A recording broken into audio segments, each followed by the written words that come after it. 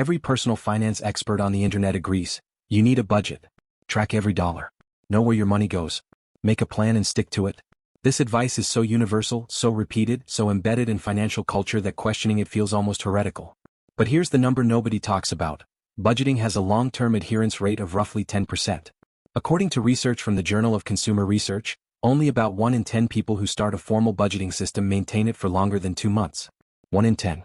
That is a 90% failure rate for the single most universally recommended financial tool. And here's the part that should make you genuinely angry. The financial advice industry knows this number. They know budgets don't work for most people. They keep recommending them anyway, because the alternative requires admitting that the foundation of their entire advice ecosystem is broken.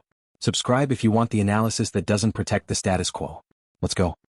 First, let's understand why budgeting fails, and I mean technically, mechanically why it fails, not because people lack discipline. Failure reason 1. Budgets are retrospective by design. You track what you spent. Then you feel bad about it. Then you try to do better next month. But the feeling bad part is doing almost all the work, and feeling bad doesn't produce behavioral change reliably. It produces avoidance. The more you track spending and feel bad about the results, the more likely you are to stop tracking, because tracking is now associated with negative emotion. The budget becomes something you avoid, which means the information it was supposed to provide disappears. Failure reason 2. Budgeting requires ongoing decision-making. Every purchase requires a budget check. Is this in the food category? Did I already spend my entertainment allocation? This continuous decision requirement depletes willpower, which as we've covered is a finite daily resource. By the time you're at the grocery store at 6 p.m. after a full workday, your decision-making capacity is at its daily low, and the budget categories feel like bureaucratic friction, not helpful guidance. Failure reason 3. Budgets are rigid in a world that isn't. Life doesn't organize itself into monthly budget categories. A car repair doesn't wait for your miscellaneous category to have room. A social invitation doesn't align with your entertainment allocation. Every time reality deviates from the budget, and it deviates constantly, you face a choice: violate the budget or miss the life event. Most people choose the life event and feel guilty. Enough guilt and the budget gets abandoned entirely. Failure reason 4. Budgets address symptoms rather than causes. If you overspend on restaurants, a budget that limits restaurant spending doesn't address why you're overspending on restaurants: stress, loneliness, convenience, habit, social pressure. Restricting the behavior without addressing the driver means the drive goes underground and finds another outlet. You cut restaurant spending and increase grocery delivery. You cut clothing and increase home goods. The underlying need gets met somewhere. So if budgets fail 90% of people, what actually works? The answer is what researchers and behavioral economists call automated financial architecture. And it works for a fundamentally different reason than budgets. Budgets try to control behavior through awareness and willpower. Automated financial architecture controls behavior through system design. Instead of making better decisions at each spending moment, you make one good decision at the system level, and then the system executes it automatically without requiring ongoing willpower. Here's the core mechanism. Pay yourself first, automate everything, and spend what's left without guilt. Step 1. On payday, before anything else happens, automatic transfers move money to your savings goal and investment accounts. Not the leftovers. The first dollars. These transfers happen automatically without requiring a decision in the moment.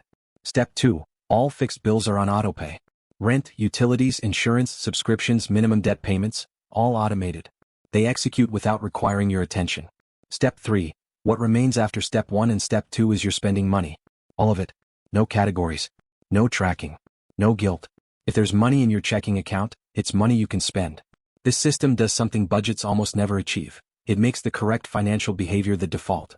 You don't have to decide to save. It happens. You don't have to decide to pay bills. They're paid. The only remaining decisions are in the spending account, and those decisions are genuinely free because the important allocations are already handled.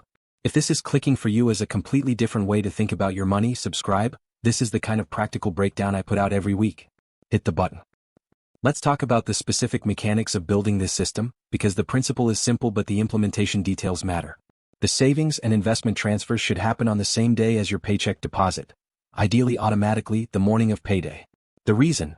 Any money that sits in your checking account for longer than 24 hours before being allocated becomes psychologically available for spending. The brain categorizes all checking account money as spending money. The faster the allocation happens, the less opportunity for the money to get consumed. If you're paid twice a month, set 2 transfers, one on each payday. If you're paid weekly, set a weekly transfer. Match the allocation cadence to the income cadence. How much should you transfer? The target is whatever produces meaningful financial progress without triggering a cash shortage that forces you to reverse the transfer. For most people starting this system, that's somewhere between 10% and 20% of take-home pay. If you've never saved automatically before, start at 5%. You can always increase it. Starting too high and failing is worse than starting low and succeeding. The investment allocation should go to tax-advantaged accounts first, 401k contribution, then Roth IRA, then taxable broking, in that order. If your employer matches 401k contributions and you're not capturing the full match, that's your first priority. A 100% match on your 401k contribution is a guaranteed 100% return, the single best investment available to you, regardless of market conditions. Now let's talk about the spending money, the amount left in checking after all automatic allocations. This is where most budgeting advice goes wrong. Budget-based advice tries to divide this remaining money into categories and track spending within each category. Automated architecture approach. Don't divide it. Don't track it. Spend it as you see fit with one rule. When it's gone until next payday. This sounds irresponsible. It isn't. Here's why it works. The important financial decisions have already been made, automatically, before you touch the spending money.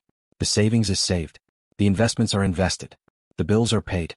The spending money is genuinely discretionary, and spending it on whatever you value is not a financial failure. It's your money. The absence of category tracking removes the guilt association with spending. And removing the guilt removes the primary motivation to stop tracking, which was the most common budget failure pathway. Without guilt, spending money is simply money you spend.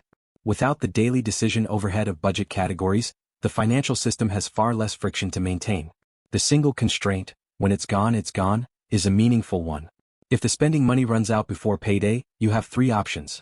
Wait, dip into savings, which should feel genuinely uncomfortable, or find a small additional income source. The discomfort of those options, experienced once or twice, recalibrate spending naturally without requiring a spreadsheet. What about debt paydown? Does this system handle it? Yes, and more efficiently than most budget-based approaches.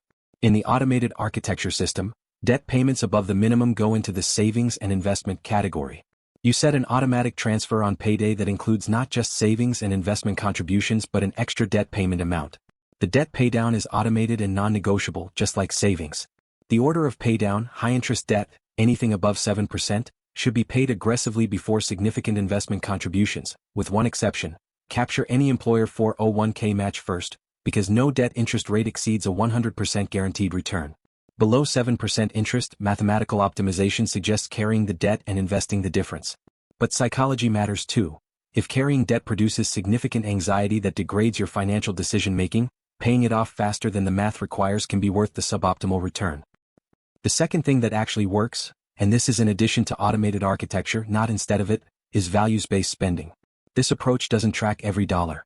It asks one question before significant purchases. Does this genuinely align with what I actually value? Not what I think I should value. Not what others value. What I actually value.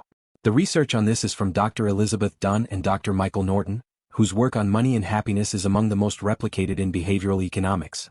Their finding: spending money on things that align with your authentic values produces significantly more well-being per dollar than spending money on things driven by social comparison, habit, or impulse. The practical implication: two people can spend the same amount on food and get radically different well-being returns depending on whether they're spending on what they genuinely value. Someone who deeply values cooking experiences and social meals at restaurants gets high return per dollar from dining out. Someone who eats out mostly out of convenience or habit gets low return per dollar from the same expenditure. Values alignment doesn't mean spending less. It means spending on fewer things more intentionally, which often, as a side effect, produces more savings. Not because you're restricting yourself, but because you're naturally skipping the purchases that don't deliver real return to you. Third thing that works: a spending account separate from your savings account with a weekly loading system. Here's the design. You have 3 accounts. 1. Bills account. Fixed expenses auto-deducted here. You never touch this account manually. 2. Spending account. Receives a weekly automatic transfer of your discretionary weekly budget. This is the only account you actively spend from. 3. Savings/investment account. Receives automatic transfers on payday. You never touch this account except to check progress. The spending account's weekly limit acts as a natural constraint without requiring category tracking. You see the balance. When it gets low, you slow down. When it's gone, the week is over. No spreadsheet. No guilt. Just one number. This structure also eliminates the most common, "I was doing so well and then" failure, the large unexpected expense that wipes out monthly progress and feels like a reset. Unexpected expenses come from the savings account, which is protected but accessible. They don't touch the spending account rhythm. Let me close with what I want you to take away from this video, because the point is not budgets are bad. The point is that the approach needs to match the actual mechanism of financial behavior change. Budgets are an awareness tool. They tell you what you spent. Awareness is necessary but not sufficient for behavioral change. And for most people, the guilt associated with budget tracking produces avoidance rather than improvement. Automated financial architecture is a behavior design tool. It changes the default action from spend whatever hits checking to save first, automate obligations, spend what's left. It works not by making you more disciplined but by making discipline irrelevant to the outcome. The combination that actually works for most people: automated architecture for savings and obligations, values-based intention for discretionary spending, and a weekly spending account for cash flow visibility without category guilt. None of this requires a spreadsheet. None of it requires tracking every dollar. It requires one evening of setup, one honest conversation with yourself about what you actually value, and one weekly glance at your spending balance. That's it. Subscribe if you want this kind of practical breakdown every week. Drop a comment. Did you try budgeting and it failed? Tell me what specifically went wrong. I'm building a follow-up video based on the most common answers.